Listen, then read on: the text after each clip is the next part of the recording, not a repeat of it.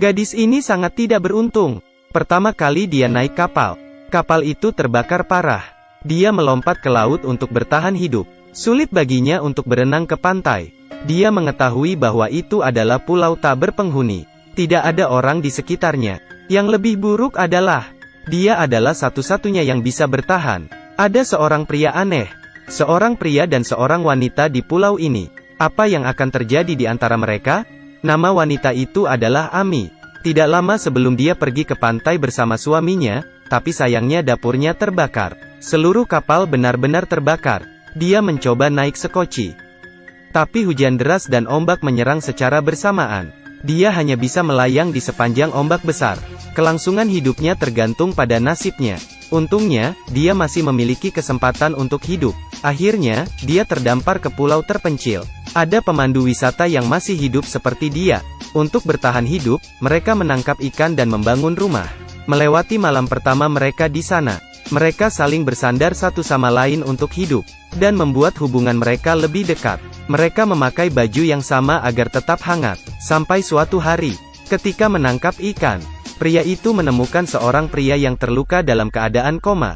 Dia segera membawanya ke tempatnya. Tanpa diduga, itu adalah suami Ami. Saat itu, dia jatuh cinta pada Ami. Menghadapi pria setengah mati ini, dia cemburu dan tidak berdaya. Pria ini bahkan lebih pemarah daripada yang dia kira. Suami Ami berpikir bahwa pasti ada sesuatu di antara mereka. Dia mulai bertanya-tanya. Pertama, dia menggunakan korek api yang dia bawa. Kemudian membuat api. Kemudian mengolok-olok pemandu wisata. Jadilah pria yang tidak bisa membuat api. Orang ini sangat marah tetapi dia tidak menunjukkan apa-apa. Namun, sang suami tidak berhenti. Sebaliknya, ketika dia tidak ada, dia membagi gubuk menjadi dua. Kemudian juga dibagi tempat tidur antara istri dan pemandu wisata. Sekarang, pemandu wisata marah. Aku memberimu makanan, aku memberimu tempat tinggal. Tapi kamu tidak sopan? Baik, mulai sekarang, lakukan saja. Aku tidak akan memberimu makanan lagi. Suami juga tidak kalah. Api, Anda tidak boleh menggunakannya. Tidak ada pilihan. Ami memang memilih untuk berdiri di samping suaminya. Bagaimanapun, meskipun 3 hari berlalu, sang suami tidak dapat menangkap ikan. Dan pemandu wisata selalu memiliki makanan lezat untuk dimakan. Ami lambat laun menyalahkan suaminya. Dia mempertanyakannya, mengapa dalam situasi ini, kamu masih bisa membuat masalah?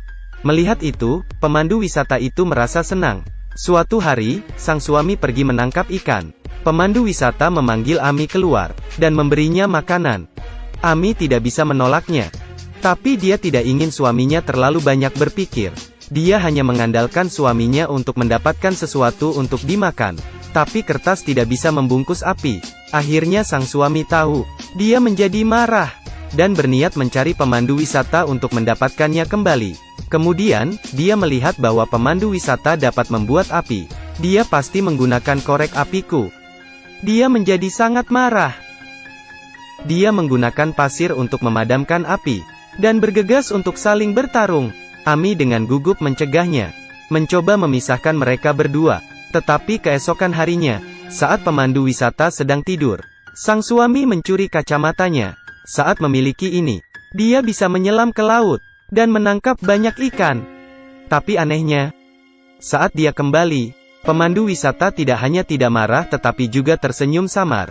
Dia melihat Ami, yang memiliki rambut acak-acakan dan wajah pucat. Ada yang salah. Dia bertanya pada Ami. Mengapa kamu kelihatan pucat? Dia kemudian memberitahu padanya. Suaminya mengetahui semuanya. Tidak lama sebelumnya, ketika pemandu wisata tahu tentang kehilangan kacamata, dia ingin segera membunuh suami Ami. Ami tidak bisa menghentikannya. Dia menggunakan tubuhnya untuk memuaskan pemandu wisata. Mendengarkan ini, sang suami marah. Wanita kotor yang licik. Lalu, dia menyeret Ami pergi dengan marah ke tempat pemandu wisata. Dia berpikir itu akan membuat Ami merasa sakit. Tapi beberapa hari kemudian, Ami menerima perasaan pemandu wisata dan menjadi pasangan. Suaminya jadi gila dan memutuskan untuk membuktikan dirinya. Pertama, dia mengumpulkan sampah di pantai. Dia menggunakan kaca dan plastik untuk membuat kacamata. Kemudian menyelam ke laut. Meskipun banyak mengambil ikan, Tapi tidak ada gunanya, bahkan, dia menghabiskan waktu bersama suaminya sepanjang waktu. Yang membuat Ami berubah pikiran adalah, suaminya menemukan sebuah kapal tenggelam di laut. Perahu itu berlubang. Dia perlu memperbaiki kapal itu untuk bertahan hidup. Ami akhirnya meminta maaf kepada suaminya. Tapi suaminya tidak menerima. Dia berkata kepada mereka berdua, menunggu dia selesai memperbaiki kapal, dia akan meninggalkan mereka sendirian di pulau. Mereka tidak mengatakan apa-apa lagi. Sejak itu, selain menangkap ikan, dia juga memperbaiki perahu setiap hari. Awalnya mereka berdua malah mengejek sang suami. Tapi segera, dia selesai memperbaiki kapal. Bahkan bisa berlayar. Mereka tidak sabar untuk mati. Jadi, mereka bertemu secara diam-diam.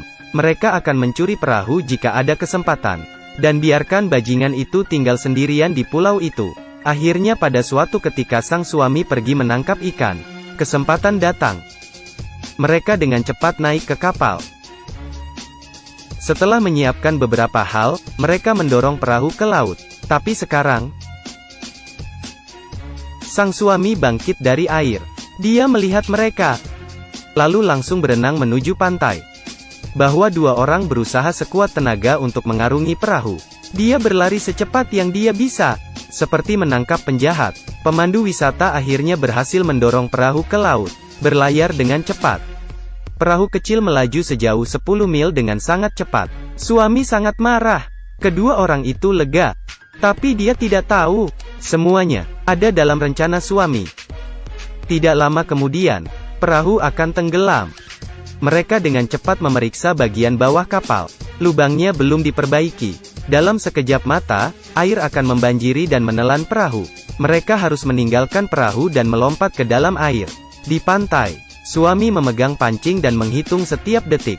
Menunggu pemandu wisata untuk meminta bantuan. Melawan ombak, Ami dan pemandu wisata akhirnya berenang ke pantai. Pemandu wisata ingin melarikan diri. Tapi suaminya langsung menjatuhkannya. Dia akan mati. Ami segera mencegah suaminya. Pemandu hanya memiliki kesempatan untuk melarikan diri di hutan saat ini. Dia aman, bagaimana dengan Ami?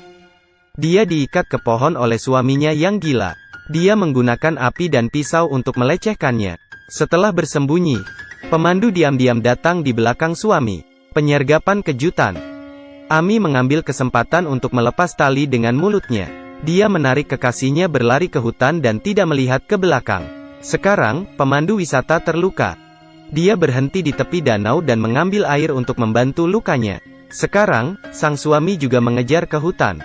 Bahwa dua orang mencari perlindungan dan bersembunyi di pohon.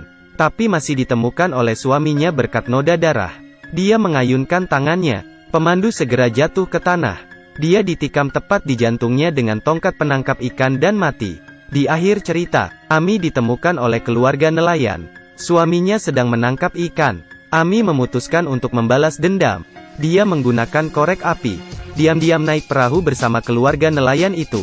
Ketika suami mengetahui bahwa ada sesuatu yang salah, semua sudah terlambat. Cerita ini memberitahu kita bahwa, jika kamu tidak berniat untuk tinggal, lepaskan dengan senang hati.